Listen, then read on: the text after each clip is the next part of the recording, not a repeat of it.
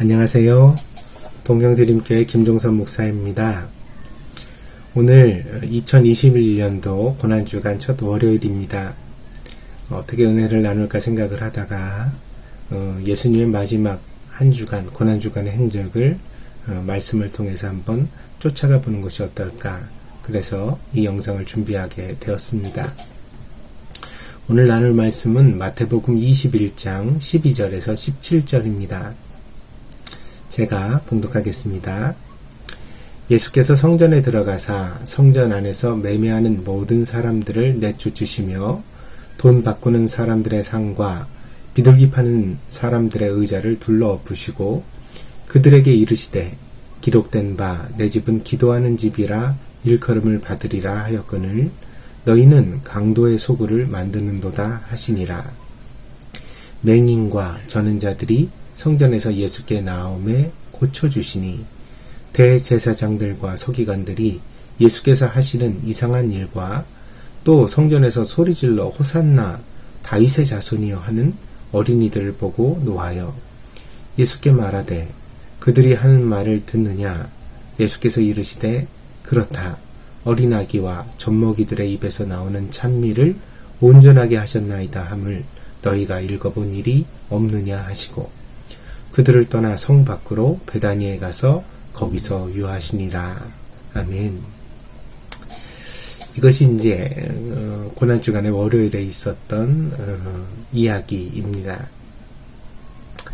예루살렘 성전으로 올라가는 길목에는 베데스다라는 연못이 하나 있었습니다. 베데스다는 번역하면 자비의 집이라는 뜻입니다. 그런데 이 연못에는 전설 같은 이야기가 전해집니다.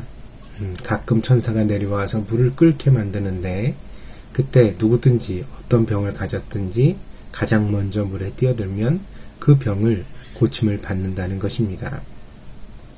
예수님께서 이 베데스다를 지나가시다가 여기서 한 병자를 만나십니다. 그는 38년 동안 병을 앓고 있었습니다. 그래서 스스로 일어나지도 못한 중한 병자였습니다. 예수님은 이 병자에게 처음 이렇게 물으셨습니다. 내가 낫고자 하느냐? 참 이상한 질문이죠. 38년 동안이나 병을 앓았고 또 지금은 가족을 떠나 베데스다에서 물이 끓어오르기만 간절하게 기다리고 있는 병자인데 낫고자 하는 것이 당연하지 않겠습니까? 그러지 않으면 무엇하러 거기 있겠습니까? 이 예수님의 질문에 대하여 병자는 이렇게 대답했습니다. 요한복음 5장 7절입니다. 병자가 대답하되 주여 물이 움직일 때 나를 못에 넣어주는 사람이 없어 내가 가는 동안에 다른 사람이 먼저 내려가나이다. 낫고자 하는 마음은 너무나 간절했지만 그러나 나는 가난해서 나을 수가 없습니다. 그런 절망의 대답입니다. 왜냐하면 당시에 돈 있는 사람들은 사람을 고용해서 그 침상을 갖다가 이렇게 들고 있다가 물이 조금이라도 움직이면 침상을 들고 빨리 물에 뛰어들도록 그렇게 사람을 썼다는 거죠. 그래서 이 병자는 나를 못에 넣어주는 사람이 없다. 이 말은 바꿔 말하면 나는 돈이 없습니다. 그런 대답입니다.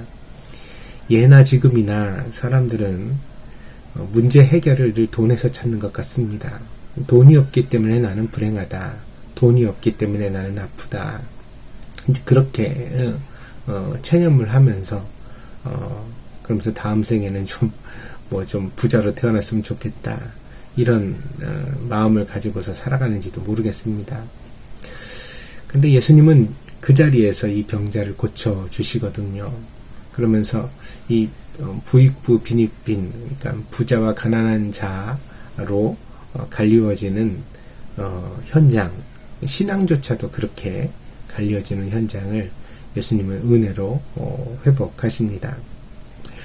자비의 집에 자비가 없다는 것이 문제죠.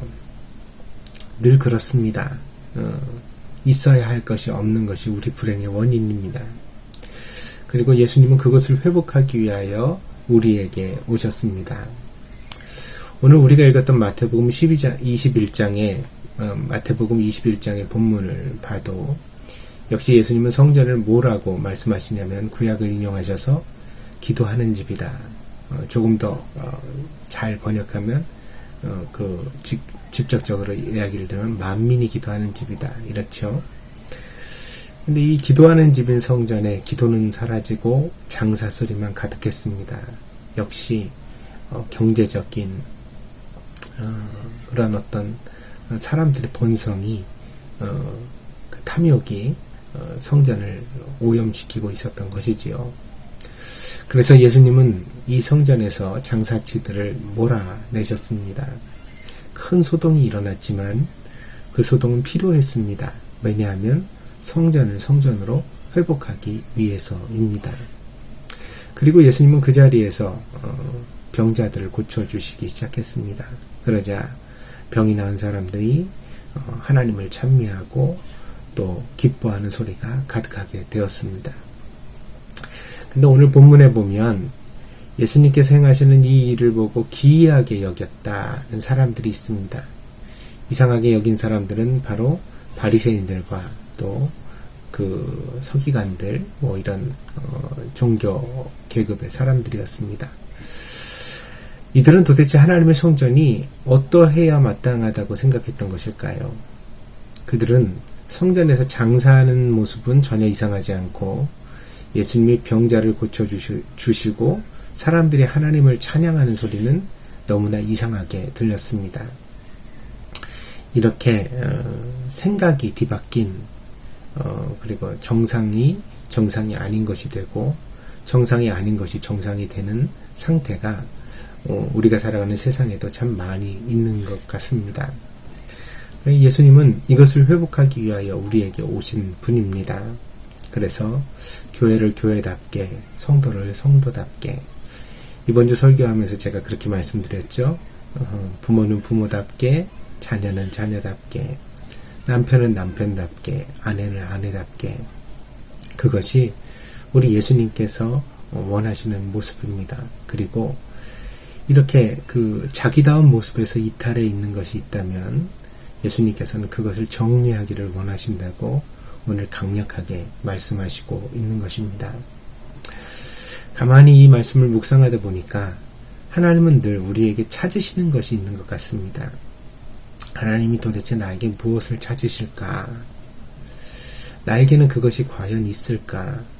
만약 내게 그것이 없다면 오늘 본문에 나오는 예수님의 모습처럼 분노하시고 그런 화내시는 모습을 우리가 만나게 될지도 모르겠습니다.